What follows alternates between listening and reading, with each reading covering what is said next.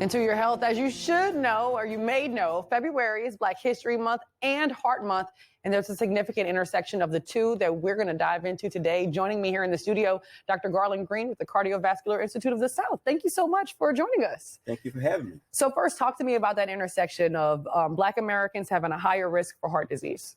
Well, that's something that's been known due to our, studies of health disparities, that African Americans are much more likely to die from heart disease. In fact, 3 times more likely to die from heart disease than their Caucasian counterparts. So how much of that is a concern? I mean, as a cardiologist, how much of that is a concern for you? It is a huge concern because we need to be more proactive in getting those people in so that we can evaluate them, help educate them on what they need to do to be healthy and to remain healthy.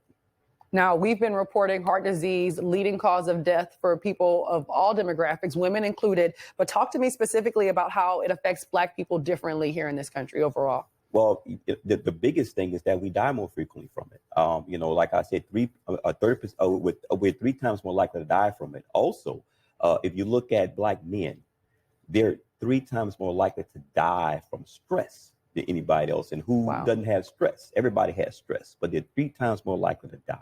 If you look at hypertension, they're 40% more likely to have hypertension and then more likely to not have it treated well.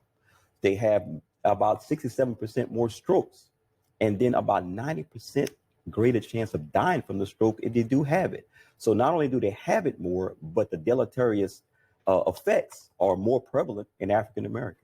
So what can people do? Because you hear stats like that. You start looking around your own house and your own family and in the mirror and you're like, I don't want to die of heart disease. So what can people do? What should they know? Well, first of all, exactly what you said. Look around in your own family and in your own house. Know what your family has. That is a great predictor of what you may have. And what we do is get you on the focus of trying to prevent this from happening. You want to come and see the cardiologist about 10 years before that person had that problem in your family. You want to also focus on knowing what the signs and symptoms are and knowing your personal history as far as what's wrong with you. You want to know if you have high blood pressure, high cholesterol, diabetes, and get those things controlled. You want to quit smoking. You want to exercise about 5 times a week for about 30 minutes a day. And you want to eat a diet that's low in saturated fat, cholesterol, higher in protein. I try to keep it simple. I tell people eat more meat and vegetables, stay away from the rest.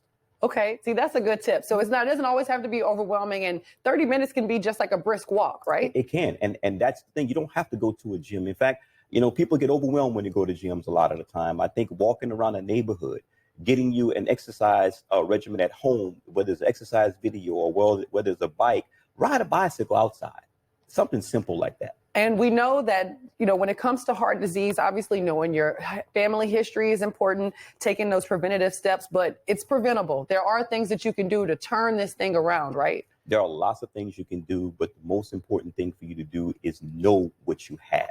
And then you can better construct a program to try to prevent it. I tell folks, you may never prevent you having a problem ever, but you can certainly push it down the road. And so that's our goal, is to try to push it down the road as far as we can, so that you don't have those things early that can limit your life. And even if you don't die, you're severely limited. Now, people in South Louisiana, Doc, they're getting ready for Mardi Gras. There's going to be liquor. There's going to be king cake. There's king cake here every single day. There's all kinds of temptations. What would you suggest would be the easy way to step into making those lifestyle changes? Well, number one thing is, I always say on the particular holiday, I'm okay with people being a little bit over the top. Okay. So on Mardi Gras, have a good time. Okay. Same like Christmas or New Year's or whatever it is, but don't treat everything like a season, because if you treat everything like a season, it's nonstop.